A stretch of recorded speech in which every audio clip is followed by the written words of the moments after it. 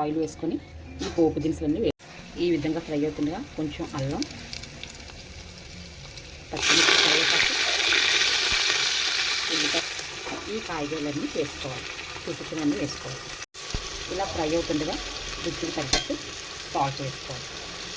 వేసుకొని బాగా ఫ్రై చేయాలి.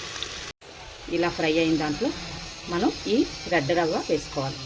1 గ్లాస్ వేసుకుంటే 2 గ్లాసుల నీళ్ళు ఇలా వేసుకొని కొంచెం బాగా ఫ్రై చేసుకోవాలి.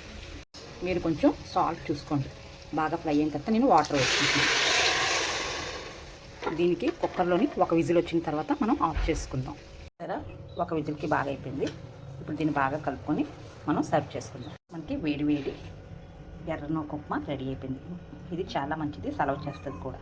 పిల్లలకు కావాలంటే కచ్చప్ వేసి ఇవ్వచ్చు, లేదా మనం చట్నీతో తినచ్చు, లేదా ఇలా ఉట్టిగా తిన్నా చాలా బాగుంటుంది. Okay friends, please subscribe. ఉంటాను మరి.